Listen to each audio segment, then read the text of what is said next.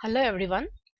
This is part 5 of the lecture series of numerical matrix methods for solving the system of linear algebraic equations. So again, for simplicity, we are going to consider the system of three equations in three unknowns. But unlike the other methods, in this method we are not going to rewrite the system in the matrix form, but instead what I'm going to do is I'm going to use each of these equations to write x, y, z. So what I'm going to do, I'm going to use this first equation to write x. That means I will be taking this b1y and c1z to RHS, and then I'm going to write this particular equation number 1 for x.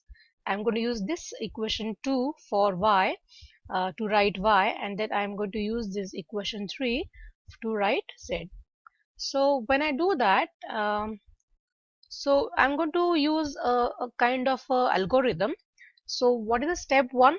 Step 1, we write x1, x2, x3. Here x1, x2, x3 are nothing but x, y and z. So I'm going to write x as this. So if you can see, this equation is rewritten as the equation of x. In a similar way, you can write y as well as z. So I want you to pause the video now and please check how this x, y and z have been formed. So unlike the other methods, Gauss Seidel method is an iterative method. So if you look at this equation, how do we iterate? We need to have some initial values of x, y, z, x, y and z, and then we start substituting those values in those equations, in these equations, and then we get the new value of x, y, z. So how do we do that? That is, let us see step 2. So step 2, what we do is we perform the first iteration by taking the initial values of x, y, z as I'm going to denote x now as x0. So this is the first iteration, that is the 0th value. So I'm going to write x not equal to 0, I'm going to take y not equal to 0 and z not equal to 0. So when I do that, I'm going to get the new values of x, y, z. Since I denoted the first values of x, y, z as x0, y0, z0, my new values I'm going to denote by x1, y1 and z1.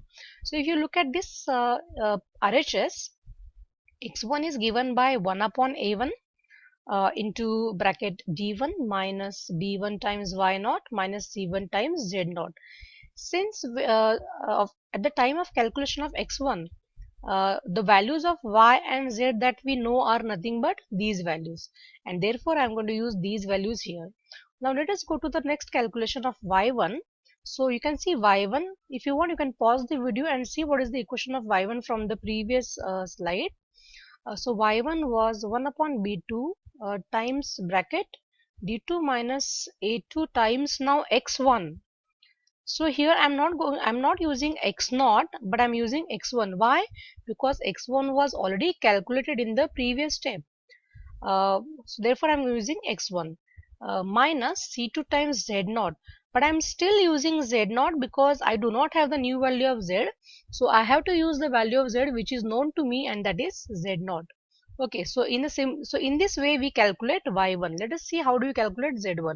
So when we calculate the new value of z, that is when we go from z0 to z1, what we get is 1 upon c3 times bracket d3 minus a3 times x1.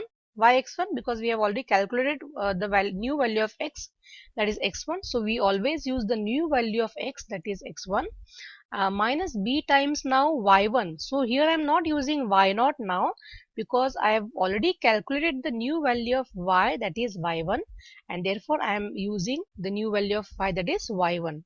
So that is step 2. So in the step 2, what we get is we get the new value of x as x1, y1, z1. So what we have to do is we have to keep on calculating these values. We have to keep on iterating this. So let us see what we will get in next step. So in the next step, we perform second iteration by taking the initial values as x equal to x1, y equal to y1 and z equal to z1. So if you recall, just 2 minutes ago I told you that the first iteration was performed using the values of x, y, z as x0, y0, z0. So here for the second iteration, the initial values are going to be x1, y1 and z1. So when we do that, I'm going to get now new values of x, y, z as x2, y2 and z2. Please pause the video and check these equations, and I hope you will understand how I get this equation. Okay, now when do we stop iterating? When the two consecutive iterations will give us the same value of x, y and z, then we should stop. So here what we do is, we can write the above method, that iterative method, in an algorithmic form. So we can write x, y, z as xk, yk and zk, where k will take values from 0 to n. So the kth iteration then, okay, so values of x, y, z in the kth iteration, for that we are going to use xk, yk and zk, and the k plus 1th values can be given using this equation. So if you can see, this is xk plus 1, you have yk and zk here.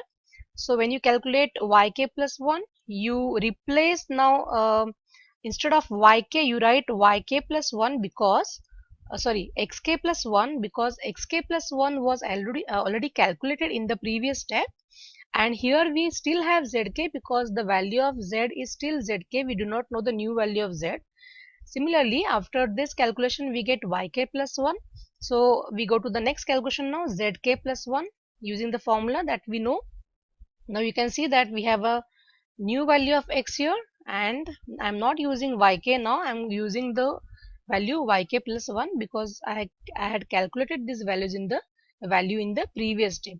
So in a similar way you can keep on iterating, and you can find the new values of x, y, z. That is the solution of the system of linear equations.